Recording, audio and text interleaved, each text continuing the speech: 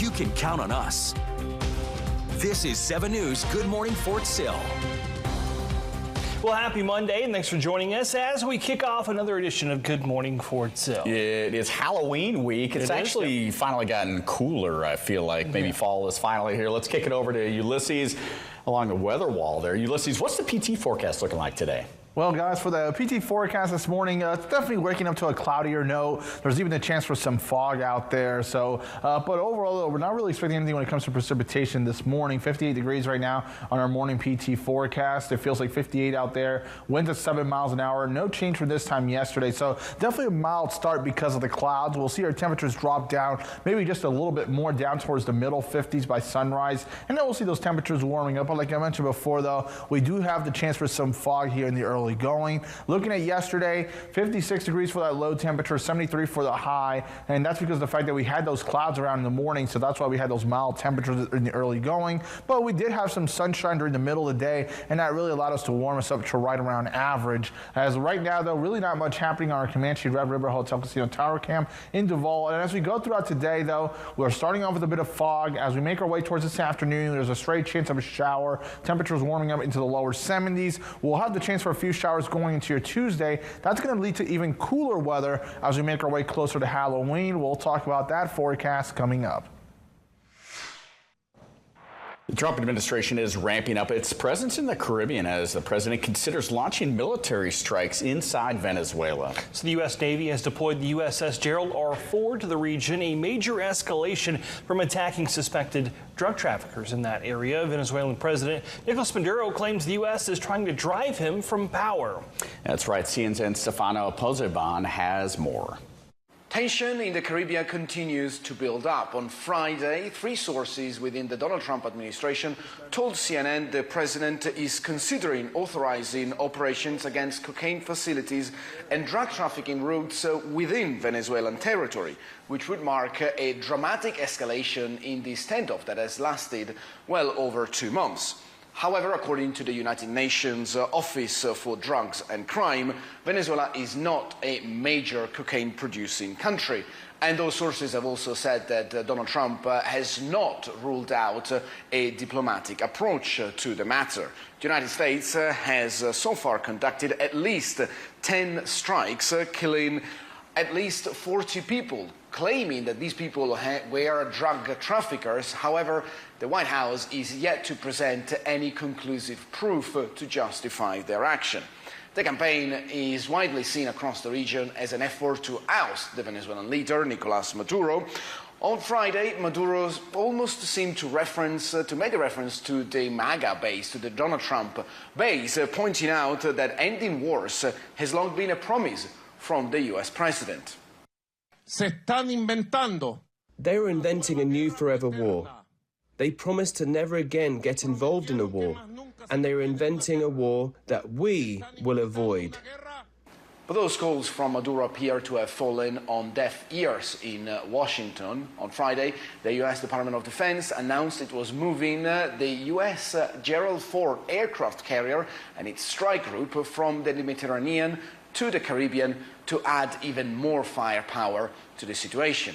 And CNN has learned the carrier should be in the position next week. For CNN, this is Stefano Pozzebon, Caracas. And the Trump administration has received a large donation that will help pay military service members during the shutdown. That's right. Over the weekend, the Pentagon confirmed a $130 million donation came from one of President Trump's allies. That anonymous donor was identified by multiple news outlets as Timothy Mellon. The donation was made to offset the cost of service members' salaries and benefits. However, it's important to note that the cost is over $6 billion to pay U.S. troops every 2 weeks. So Department of War leaders say the money was accepted under the department's General Gift Acceptance Authority. It's unclear from the Pentagon, Treasury Department, and the White House if the donor has any ties to foreign entities or interests.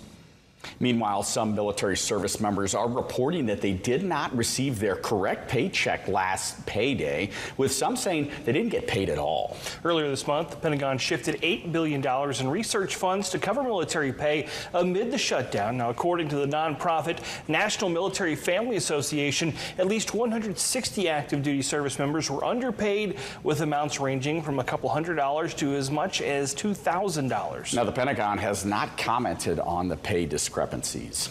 Well, the U.S. Pacific Fleet is reporting that all 5 crew members in separate crashes in the South China Sea have survived. A Navy FA-18 Super Hornet and a MH-60 Romeo Seahawk were involved in incidents. Both aircraft were conducting routine operations when they went down. The USS Nimitz is on its final mission. The aircraft carrier was activated in 1976 and is set to be deactivated in 2027. Well, the government shutdown is having more impact here at home. According to the Air Defense Artillery Association on Fort Sill, the 3rd annual Counter-UAS Forum has been postponed because of the ongoing shutdown. That event was scheduled to take place this week. The forum will now take place in February on the 24th and 25th. All current registrations and sponsorships will roll over. However, refunds are available on request. Well, the 137th Special Operations Wing Food Pantry at the Will Rogers Air National Guard Base in Oklahoma City is now open. The pantry will be open Mondays through Thursdays from 8 a.m. until 3 p.m. at the Military Family Readiness Center. It will also be open on drill weekends. The service is a confidential program to aid service members and their families in need of food, hygiene items, and cleaning supplies. If you need assistance, you can call the MFRC at the number on your screen. Well, military families using on-base pharmacies have begun to see their prescriptions run out or stock to be rationed. The shortage is being linked to the government shutdown. As a result, it's forcing service members to fill their prescriptions outside the gates where they're responsible for a copay. The nonprofit Exceptional Families of the Military has raised concerns about medication shortages since the beginning of the shutdown. They say the shortage may cause families to go without what is often a life-saving medication. Now, the Defense Health Agency, which oversees the military's healthcare system and its pharmacies, denied the claim, saying that the new fiscal year is the reason for the shortages service-wide. Well, a top Democrat on the Senate Veterans Affairs Committee has asked a federal watchdog to investigate delays in medical care and supplies for paralyzed patients using VA hospitals. Senator Richard Blumenthal of Connecticut is asking the Government Accountability Office to conduct an independent audit of the VA Spinal Cord Injury and Disorder Program that operates 25 specialty centers across the nation, providing on-site and at-home care to veterans. The investigation is set to examine the impacts of a hiring freeze and chronic medical staff vacancies. The program offers care to over 40,000 veterans with spinal cord injuries and disorders. The VA did not comment on Blumenthal's request for a GAO audit. Well, the Navy ground game continues to be the workhorse for the midshipmen who remained undefeated after a win over conference rival Florida Atlantic. We'll have highlights from this weekend's contest, plus a look at this week's big matchup between Army and Air Force when Good Morning Fort Sill returns. This 7 News broadcast is sponsored by Southwest Buick GMC. A man charged in a deadly hit and run from 2023 has been sentenced. 7 News is working for you. The Lawton Firefighters Association is raising awareness about critical staffing issues. Your first alert for what's next. We're just going to see dry conditions, mostly sunny skies. Uncovering breaking stories that impact Texoma. The city of Lawton's Ward 2 councilman has announced his resignation. Checking facts and finding solutions. 7 News, working for you every night at 5 and 6. KSWO and the Lawton Fort Sill community want to thank our service members and their families for their service and sacrifice. We are extremely proud of your courage, dedication, and daily commitment to protecting our freedoms. To recent graduates and their extended families, congratulations on your accomplishment and welcome to our community. Lawton Fort Sill is a unique area like no other in the country, with our strong working relationship with our armed forces. Thank you for everything you do for us. Here's your first alert forecast with meteorologist Ulysses Garcia. Welcome back, everyone. Things are dry right now, but we are dealing with some clouds. So we're dealing with those lower to mid-level clouds kind of just taking over the sky. You can kind of see that here on satellite and radar. But looking over the view over our Jackson County Memorial Hospital Tower Cam in Altus. So things are, like I mentioned before, there is that chance for some fog to develop as we go through the next few hours. So just be mindful of that. We could see some of that reduced visibility, could be dense at times. Temperatures currently, though, we're dealing with, for the most part, into the 50s, 59 degrees in Kroll, 59 in Frederick, 58 here in Lawton, 58 in Altus, 56 Hobart, 54 in Elk City, a little bit milder towards the southeast at 60 in Bowie and 61 in Wichita Falls. And looking at those wind speeds here, we're dealing with mainly a wind coming in out of the east or even out of the northeast right now at around 5 to 10 miles an hour. So the setup here is this is the actual front that's going to arrive by tomorrow. We kind of have these just kind of these fronts kind of just like associated with the front that we had back from the weekend. That actually is all the way now through parts of the Gulf Coast, bringing showers over the southeastern United States. Now for us here, though, we're just going to be dealing with a considerable cloud cover throughout today, limited peaks of sunshine, maybe a little bit more sunshine the further south you go. And I kind of briefly mentioned that back on Saturday, how we were going to see more sunshine a little bit more towards the south, cloudier towards the north. Now, as we make our way into the overnight hours, going into tomorrow morning, we'll introduce a few showers associated with that front going throughout the morning hours, and then we can start dealing with some clearing in the afternoon. Now, the real question is how quickly will that move? Looking at your morning PT forecast a little closely, we'll deal with temperatures in the mid-50s in just a few hours. The Navy football team is inching closer to its second straight 10-win season. So the midshipmen are now 7-0 after a 42-32 win over Florida Atlantic on Saturday. They're the only undefeated team left in the American Conference. Yeah, the story of Saturday's win, the always potent triple option attack. Navy rushed for nearly 400 yards. Senior quarterback Blake Horvath, once again the star of the show. He rushed for a season-high 174 yards and 4 touchdowns. He's tied for second in the country with 12 TD runs in 2025. The Navy defense, not that great, but they did force 3 timely turnovers, which ended up being really key in the win. Now the midshipmen are a top 25 team. Now they're ranked 23rd in the latest coaches poll. The Navy will face its toughest test yet on Saturday when they'll be in our neck of the woods here with 7-1 North Texas.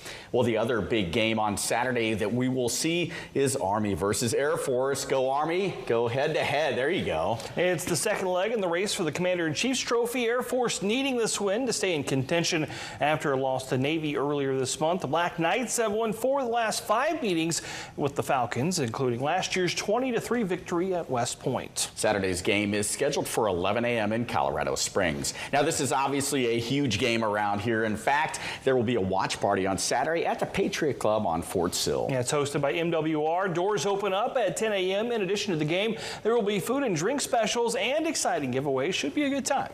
Yeah, definitely may have to pop by that. So it's free and open to the public. Well, this week marks the 52nd anniversary since the National Park Service started giving tours of the former prison island at Alcatraz. So the prison originally began as a fort and military prison before becoming the infamous maximum security prison. Now, strong currents around the island and cold water made escape nearly impossible, at least in real life, right? Yeah, I mean, we all saw The Rock, right? The movie The Rock, Sean Connery, he escaped right there. Obviously fictional, but the prison was home to several high-profile criminals, such as Al Capone, Robert Stroud, and Whitey Bulger. Alcatraz closed in 1963 due to financial issues as well as major structural problems at the prison. New information about an airman found dead at F.E. Warren Air Force Base has come to light. After the break, we'll have the latest information from the investigation. A man charged in a deadly hit and run from 2023 has been sentenced. 7 News is working for you. The Lawton Firefighters Association is raising awareness about critical staffing issues. Your first alert for what's next. We're just going to see dry conditions, mostly sunny skies. Uncovering breaking stories that impact Texoma. The City of Lawton's Ward 2 councilman has announced his resignation. Checking facts and finding solutions. 7 News, working for you every night at 5 and 6. KSWO and the Lawton Fort Sill community want to thank our service members and their families for their service and sacrifice. We are extremely proud of your courage, dedication, and daily commitment to protecting our freedoms. To recent graduates and their extended families, congratulations on your accomplishment and welcome to our community. Lawton Fort Sill is a unique area like no other in the country. With our strong working relationship with our armed forces, thank you for everything you do for us. Before the U.S. was even a set of 13 colonies, everything started with just a single settlement. Our Washington correspondent Brendan Cullerton shares how Jamestown was able to thrive. It was not the first attempt, but the English who boarded ships to Jamestown did form the first successful English colony in America. You can still see elements of their 1600 society in today's United States.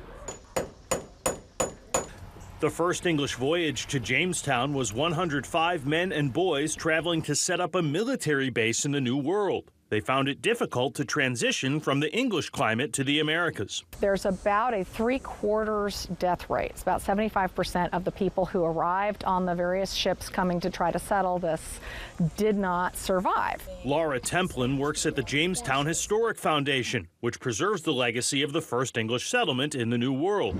Templin says at first the environment was harsh and there were no women. John Smith describes them living in holes in the ground with canvas stretched above, and I can't imagine too many wives would have been happy in that circumstance.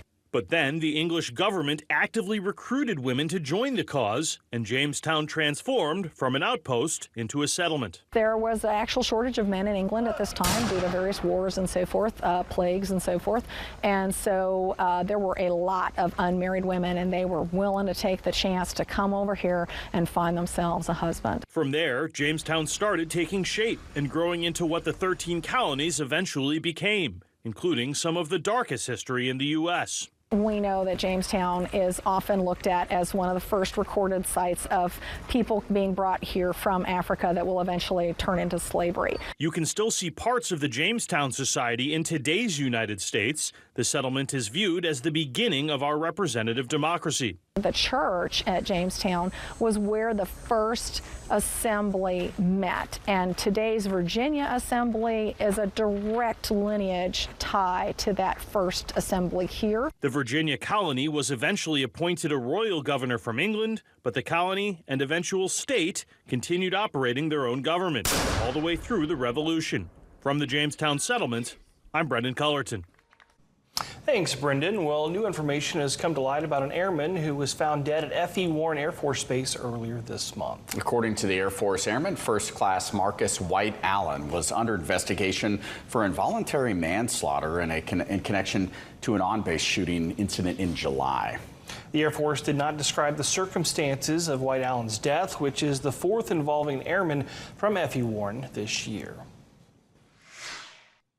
Well, Ukraine says at least 2 people have been killed and 12 others injured in overnight strikes in Kyiv by Russian forces. Images show buildings on fire and firefighters scrambling to put the flames out in the latest volley of strikes across Ukraine. Ukraine had issued a rare ballistic threat warning covering the entire country earlier in the day. President Trump responded to the attack, saying he's still trying to solve things diplomatically between Ukraine and the Kremlin. We're going to have to know that we're going to make a deal. I'm not going to be wasting my time. I've always had a great relationship with Vladimir Putin, but this has been very disappointing. I thought this would have gone long before peace in the Middle East. I could say almost any one of the deals that I've already done, I thought would have been more difficult than Russia and Ukraine, but it didn't work out that way. There's a lot of hatred between the two. Between Zelensky and Putin, there's tremendous hatred. Now moving to the Middle East, while the ceasefire has allowed aid groups to send more supplies into Gaza, the World Health Organization is warning that it's still only a fraction of what's needed. UNICEF spokesperson Tess Ingram says that they need the ceasefire to hold so they can work on getting those affected by the war the critical aid that they need. But in order to enable the humanitarian response on the ground, we need to see all of the available crossings into the Gaza Strip to open. It's been 2 weeks of this ceasefire and we still only have 2 of the crossings open. We need to see other crossings open so that aid can come in at scale, including into the north of the Gaza Strip, where those direct access routes remain closed. We also need to see the types of aid into the Gaza Strip meet the needs of the population here. We need to be able to bring in what we're saying the families need, and that includes supplies that have been blocked for far too long. Well, if you visit the town of Fort Calhoun in Washington County, Nebraska, you'll find a reconstructed fort on the edge of town that will take you back in time. Fort Atkinson was the first Army post to be established west of the Missouri River. Located just east of present-day Fort Calhoun, Nebraska, the fort was erected in 1819 and abandoned in 1827. Atkinson was established to protect the fur trade and was home to over 1,100 soldiers. Despite being on the frontier, the base also was home to many luxuries. Anything they could get up the river on the keelboats, they would be selling out at the Sutler store. There was a lot of firsts here: first library, first school, first community, first agricultural, first bowling alley. So they did have some of the luxuries that they had back home. Today, Fort Atkinson offers a chance for visitors to immerse themselves in history. Actors reenact the heydays of the post, bringing the fort back to life. Well, a food truck in Illinois is doing its part to help people who are struggling with food during the shutdown. What started out as an effort to feed personnel at nearby Scott Air Force Base has expanded to help anyone in need. The idea came from another restaurant who gave wooden tokens to give the public a chance to buy a free meal for military personnel. And those efforts expanded in the parking lot to incorporate free food from food trucks and food distribution from the St. Louis area food bank's mobile grocery store. The restaurant owner says it's important to pay it forward in times of need. So this coincides with what we do for the community as well, and what we call Block Parties for Good. It's truly a blessing that someone is looking out for you. Since the government shut down, the need for food has grown. The food truck says they'll be there every Friday, ready to hand out food for those who need it. Forecast with meteorologist Ulysses Garcia. Good morning and happy Monday. Right now, you can see that low deck of clouds there over on our Ashley Home Store Tower, came in Burnett. But right now, looking at the visibility, really not much of a factor across the region, with the exception of Elk City down towards a mile. But we could see that spread across the area as we go through the next couple of hours. So just be mindful of that, and just remember to drive with your low beams if you encounter that reduced visibility.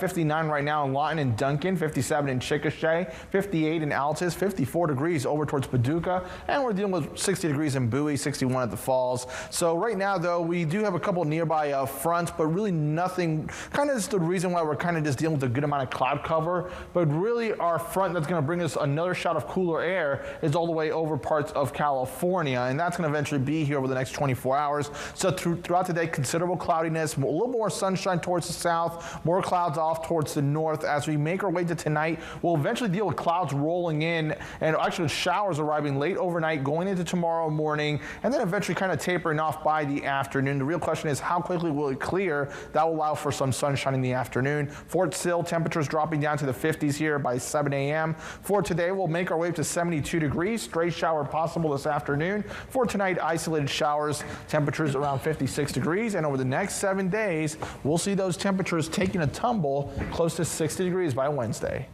Well, thanks for watching Good Morning Fort Sill. Check that 7 News app today for updates and breaking news.